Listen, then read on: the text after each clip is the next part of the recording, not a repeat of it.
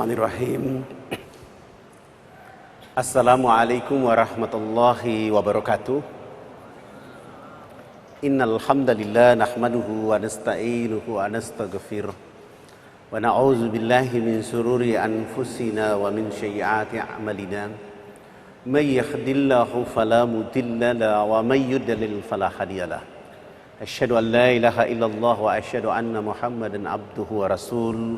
Allahumma salli wa sallim wa barik ala Muhammad wa ala alihi wa ashabihi ajma'in.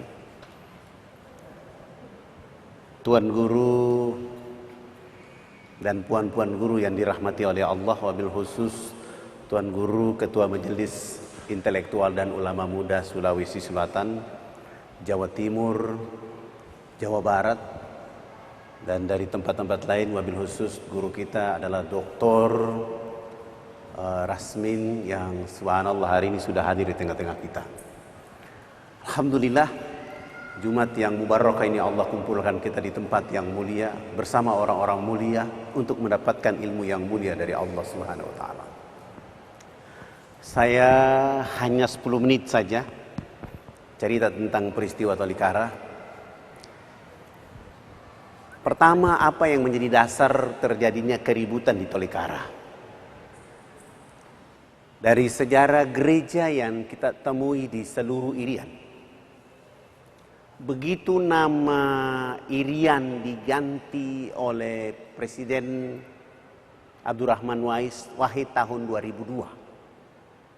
Seluruh majalah gereja di Irian menulis Presiden Abdurrahman Wahid adalah presiden yang sangat baik hatinya untuk membuka kemerdekaan masyarakat Papua. Tidak saja mengganti nama, tapi juga membiayai biaya kongres OPM dengan dana APBN 2 miliar. Ini yang menjadi dasar bagi mereka untuk melakukan sebuah tindakan yang pada akhirnya memancing umat Islam. Peristiwa Tolikara adalah peristiwa yang pertama membuat umat Islam Indonesia menjadi umat Islam terbesar di dunia terasa kecil. Oleh karena di tengah-tengah mayoritas muslim dunia, umat Islam Indonesia, di satu wilayah kecil di tanah air Indonesia, ada orang Islam dilarang tidak boleh sholat. Subhanallah, ketika peristiwa ini terjadi, semua orang sibuk dengan hari raya Idul Fitri. Teman-teman dari Majelis Intelektual Ulama Muda Indonesia Pusat berkumpul.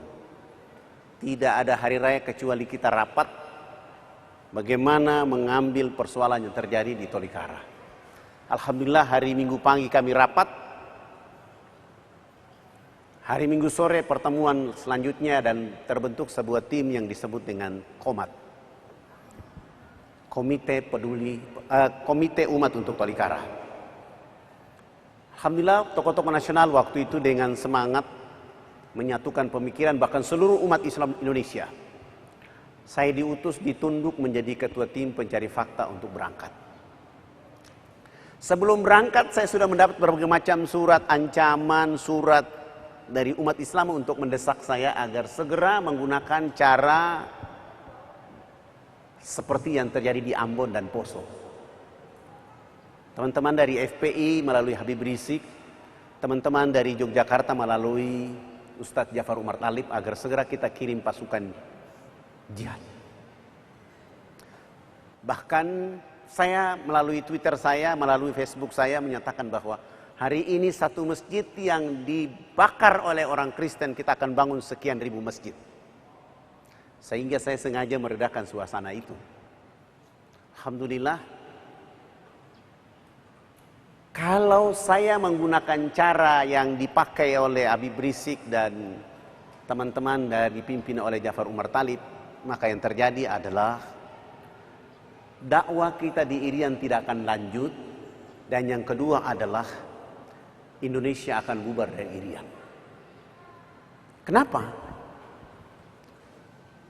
Gereja Injili di Indonesia yang disebut dengan GIDI Tolikara itu sama dengan OPM. Dia hanya ganti nama. OPM itu adalah GIDI atau Gereja Injili Indonesia. yang selama ada kabupaten baru di Tolikara. Tolikara ini dulu adalah sebuah kecamatan kecil di Wamena. Kami kalau dari Wamena tahun 85, 86 jalan kaki 4 hari 4 malam untuk berdakwah di sana. Dan apakah di sana tidak ada orang Islam? Ada. Siapa? Orang Sulawesi Selatan yang pertama, yaitu orang dari Endrekan menikah dengan orang Tolikara yang punya keturunan adalah orang-orang. Dan Islam sudah ada di sana. Gereja Injili Indonesia kapan ada di sana? Sejak ada Kabupaten Tolikara baru dia hadir di sana. Jadi Islam sudah ada di sana bertahun-tahun. Kalau secara wilayah. Tapi secara pulau Irian, Irian itu negeri Muslim. Karena agama yang pertama di Irian adalah agama Islam. Tahun 1214 Masehi. Sementara agama Kristen masuk ke Irian itu dibawa oleh orang Islam. Sultan Tidorela yang membawa agama Kristen masuk ke Irian pada tanggal 5 Februari 1855 di Mansina, Manokwari. Tanggal ini sehingga orang di Manokwari itu menyebutnya tanggal Manokwari itu menjadi kota Injil atau pertama masuknya Injil. Jauh sebelumnya sudah ada agama Islam. Bahkan ada orang Bulukumba pertama yang menikah orang Fakfak. Yang sekarang kalau ada orang Bugis ke Jayapura, ada ketua ulama, majelis ulama yang lalu namanya Hussein Daeng Hussein. Dia menggunakan kata Daeng karena menikah orang, bapaknya, nenek moyangnya adalah orang dari Bulukumba. Tidak saja orang Bulukumba, ada juga orang Sinjai, dan yang lebih banyak berdakwah di sana adalah orang-orang dari Bone. Sehingga ada satu tempat di Fakfak itu disebut Pulau Bone sebagai hadiah masyarakat adat kepada orang Bugis karena dia dengan perahu Finisi pertama itu datang ke pulau itu. Jadi Islam sudah ada di sana jauh sebelumnya. Ketika Irian mau kembali ke pangkuan Ibu Pertiwi dan ketika ada peristiwa Mandala itu tentara pertama yang dipimpin oleh Yusuf, Jenderal Yusuf datang ke sana mengirim orang Bugis Makassar. Tapi begitu orang Bugis Makassar selain tentara dan sukarelawan itu masuk ke sana, mereka tidak saja berperang, tapi mereka juga berdakwah di sana. Soeharto melarang, maka mengganti pasukan dari Sulawesi Selatan diganti dengan dari Siliwangi. Supaya hanya bicara bagaimana mempertahankan, mengembalikan Irian. Tapi orang Bugis sudah terlanjur menikah orang di sana. Ketika peristiwa ini terjadi, saya berangkat dengan tim yang ditunduk oleh Miumi dan disebut dengan sebuah komat. Ketika kami datang di sana sudah melakukan survei, mendatangi beberapa wilayah. Saya tidak menggunakan cara yang dipakai oleh FPI dan Jafar Umar Talib, tapi kami menggunakan metode waktu adalah metode makan pinang. Bahkan biaya yang kami pakai waktu itu untuk belanja pinang di Wamena kurang lebih 15.700.000. Kenapa saya pakai metode ini?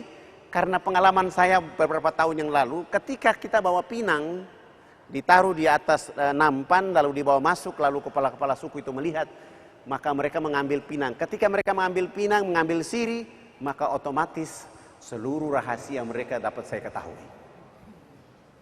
Itu yang saya pakai. Alhamdulillah, begitu kami serahkan dan mulai bertanya kepada kepala-kepala suku dan mereka mengatakan, kami sudah lama dengan orang Islam sholat di sini. Kami sudah lama mendengar orang Islam ajan dan bagi kami tidak apa-apa. Saya tanya, tapi kenapa kalian larang saudara-saudara saya tidak boleh sholat Idul Fitri? Mereka mengungkapkan bahwa kami sendiri juga kaget karena orang yang datang demonstrasi melarang orang sholat Idul Fitri adalah peserta KKR. Karena KKR itu kebangkitan rohani. Acaranya sudah ditentukan semula tanggal 22 Juli sampai 25 Juli. Tapi dipaksa acaranya dimajukan tanggal 15 sampai 19 Juli. Di mana tanggal itu umat Islam sedang berpuasa. Dan tanggal 17 umat Islam sedang sholat Idul Fitri. Ketika acara ini dimajukan lalu mereka menulis surat. Surat itu ditujukan kepada umat Islam yang ditandatangani oleh Ketua Gereja Injili Indonesia wilayah Tolikara.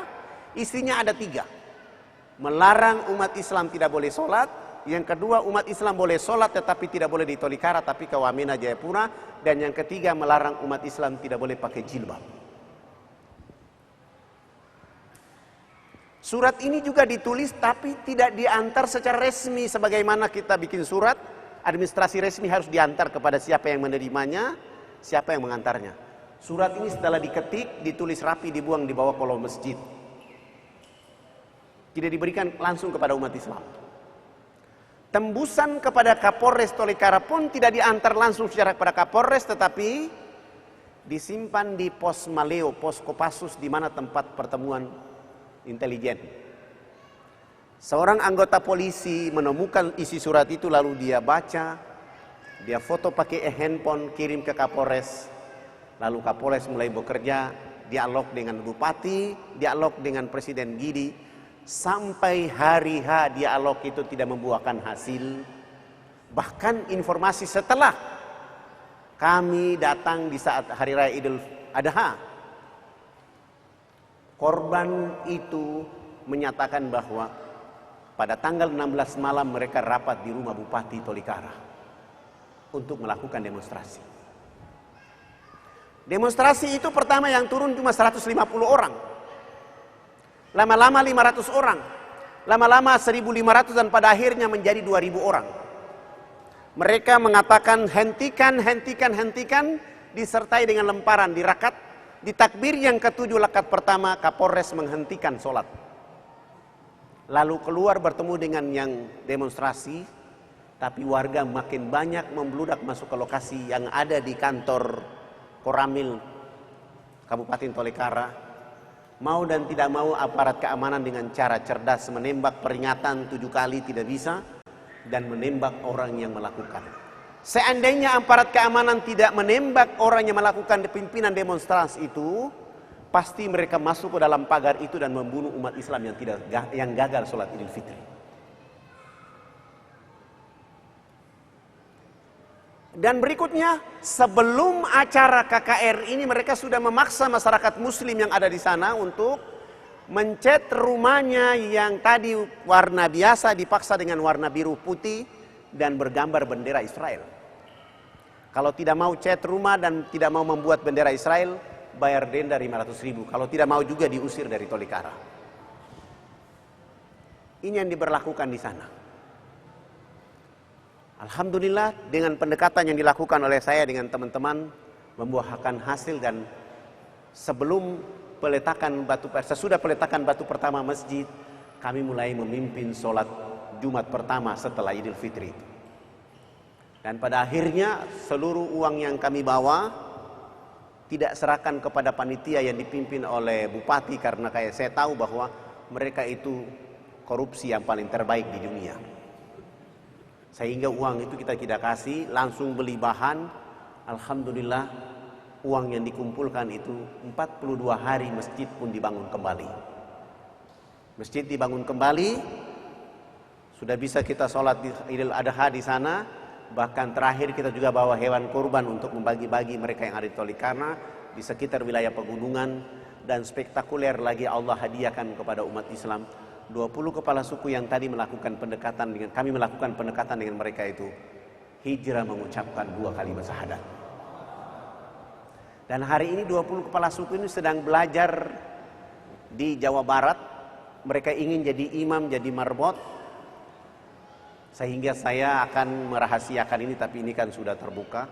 Saya sampaikan mereka akan belajar selama 1 tahun 8 bulan. Sesudah itu kita akan cari sponsor untuk dia pergi umroh. Lalu sesudah itu kita antar kembali ke sana. Bukan saja 2 masjid yang ada di Tolikara, tapi diperkirakan bisa 10-20 dengan pekerjaan dakwah mereka nanti.